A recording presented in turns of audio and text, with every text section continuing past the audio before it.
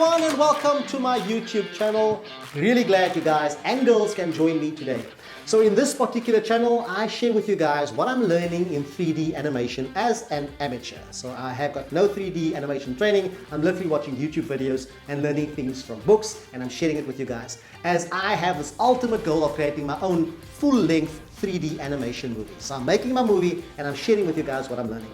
This is actually the second of a three-part series of a head animation. So last week I took you guys through how I keyframe or how to keyframe a head change from one side to the other side. Today we're going to focus on the facial expressions. So I'm going to show you A, how to create your own custom facial expressions inside Character Creator 4, and then B, how to morph that facial expression from one to the other, and we can use our head turn morph as a basis. But before we get into the step-by-step tutorial, I'm going to show you guys a short little video clip, the same one I showed last week, of what the ultimate goal of today's tutorial is. Enjoy.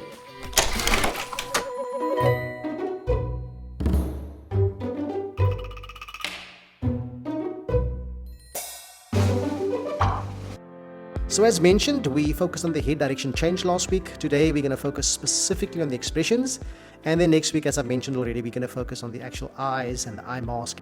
But before we get into it, in case you never watched last week's tutorial, just a quick run through of my project settings. So I do have this saved as my standard login settings, but I've undone that so I can show you guys what I normally do. I make sure that my modified panel, I move over to the left hand side to ensure that I get a bigger viewport. That's the first thing I do. And in my actual project settings, if you don't know how to bring that up, it's Control-Shift-P. I go down there and I make sure that I expand my animation timeline from what is a default 1800 to 3000, just to ensure that I can do a longer animation without being cut off. And then the third and final thing, and probably the most important thing, is I change my settings from 60 frames per second to a more movie style frames per second, which is 24 frames per second. Character Creator 4 makes it very easy to make your own facial expression. I'm going to start with a reference image. If you don't know this yet, the most important rule of animation is to always use a reference. So to bring that reference image into CC4 is very easy. You literally right click on the image, drag and drop it into your viewport, and then you just choose to import it as a plane. And then of course you can move your plane around and basically find a good place to place it so that you can refer to it as you are busy creating your expressions. So the first thing I do is I normally just hide the hair. You can delete the hair and replace it. I normally just go into the materials panel and then I just turn down the opacity. I turn it up again when I'm done. That's the first thing I do. And then the second thing you want to do is open up the actual facial expression editor, and you'll find that under the animation tab, and then you click on the tab and it's actually got its own little window, which is quite convenient. So different facial expressions will require you to use different tools inside Character Creator 4. In my particular case, I'm going to be creating this blink, or rather more like a wink and smile facial expression. So I normally start off with the actual sliders inside the face profile editor. I manipulate those like I'm doing here just to create that wink of the eye. And then if I don't find a slider inside there, I normally go to the actual morph sliders inside Character Creator itself, which has got its own window. And then once I've done all the sliders and I've manipulated my sliders, I then sort of fine tune it by going to the Edit Mesh tab, which you'll find inside the Modify tab. Inside the Edit Mesh, you've basically got 4 different tabs. You've got the vertex, the face, the element, and the sculpt. The 3 big ones for me here include the vertex, and that's where I normally do my fine manipulation. I pull the mesh, grabbing the vertexes. And then my favorite tool of all, and you'll see me use that a lot in this particular example, is the new Delta Mush tool that comes out with Character Creator 4. And this tool actually just smooths out your mesh perfectly. I normally sort of edit my mesh, smooth it out using the Delta Mush tool. And then the other 2 tools I use inside the Edit Mesh feature include the Elements tool, and this is where I normally sort of move around my eyelashes. I sort of select the eyelash element and move it around just to make sure it's placed correctly as I'm creating my expression. And then the final one is the Sculpt tool, which is also where I sort of smooth out the mesh, or I hide any mesh that needs to be hidden as well. So those are the 3 tools that I refer to and use quite often inside Character Creator 4 to create my actual facial expressions. But obviously you just need to mess around with it, try and find the correct tool for your particular expression. So when I'm reasonably happy with my facial expression, the last 2 things I do before I save my actual facial expression is I just check and reposition my eyelashes. And then finally I'll check and reposition the teeth as well. And to do that, you'll have to go into the actual morph editor tab, which is the 3rd tab from the top. and I normally just search for teeth there, and then I move my upper and lower teeth either in or out or up and or down depending on where it needs to be. There we go, that's not a bad match. I'm quite happy with the facial expression. Now all I'm going to do is just bring back the opacity of the hair, and then I can save my expression, which I can then use on any character going forward.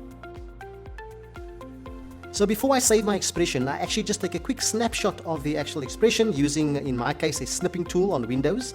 I would save that particular PNG image, and that will become my thumbnail as a reference when I do refer back to this particular facial expression. So I'll save that, and then I'll save my expression. I'm going to be calling this particular expression a sneaky blink. I think that's an appropriate name, and because my character's name is Tara, I'm going to save it as Tara Sneaky Blink. And there we go, it's saving, and there we go, there's my slider. That's the sneaky blink.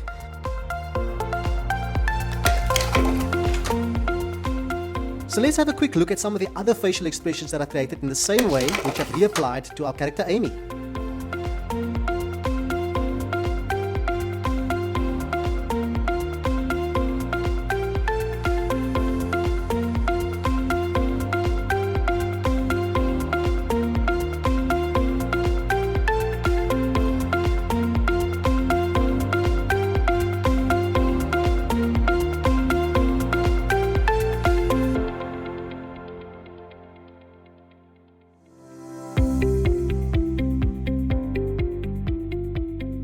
So as you can see, I've already added most of the expressions onto our character here. But for the sake of this tutorial, I left out expression number 5 and expression number 6, which we're going to be adding in this tutorial. And then more importantly, I'm going to show you guys how I morphed between those particular expressions.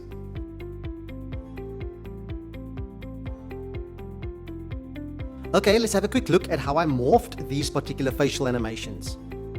Alright, let's move over to iClone, where we're going to be doing our facial animation. So the obvious place to start is to find our particular key in our timeline where we're going to be adding these particular facial expressions.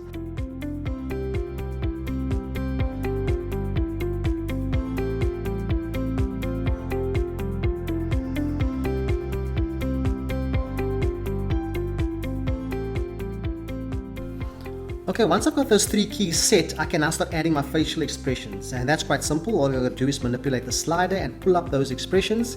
I'm going to start off with keyframe number 30 here, and I'm going to add this confused expression on our friend Amy's face.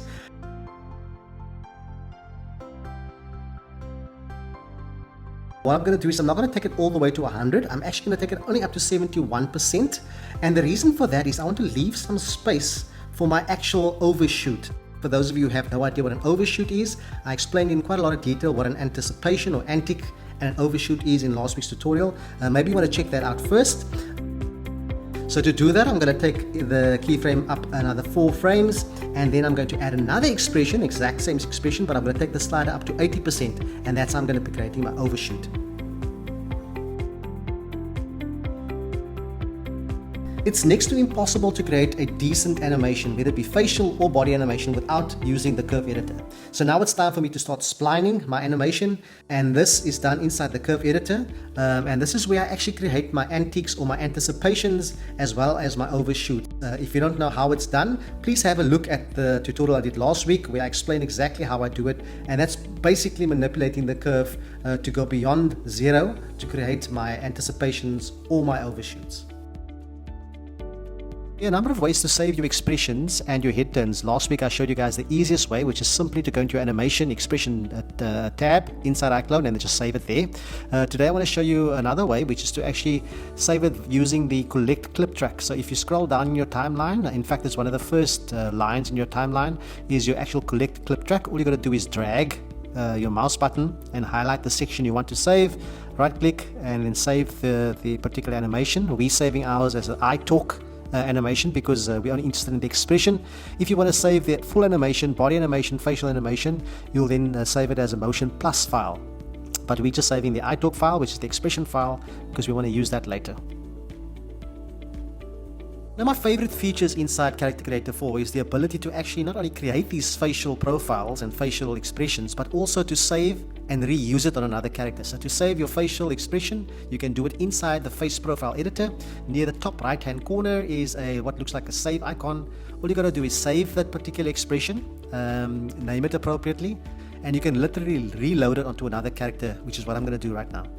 Alright, so we're going to apply our facial profile onto our friend Carl Corporate here. Carl Corporate is actually an outfit that Ali on the marketplace created. I'm going to load him in, and I'm loading him in specifically to show you guys that you unfortunately can't use these facial profiles on a character unless they are CC3 plus characters.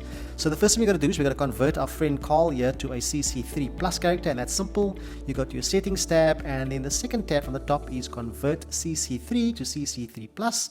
And once you click on that, you got the option to either keep the original size, or you can improve the quality by going high quality or medium quality. But for the sake of time here, I'm going to just stick to the original size, and we're going to click OK. And then this will automatically run through your character and convert him to a CC3 plus character. Once we've either converted or loaded in our CC3 character, the second thing we're going to do is we're going to actually change the facial profile. So you get two types of facial profiles in Character Creator 4. The one is traditional, which has got very limited number of expressions, and then you also get an extended version, which is what our character Amy actually has.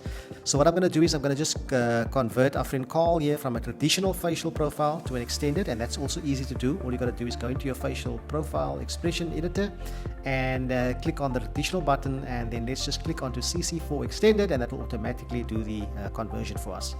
And that's it. All that's left for us to do now is just to load in our facial profile that we just saved earlier on. Let's just find it in our folder here.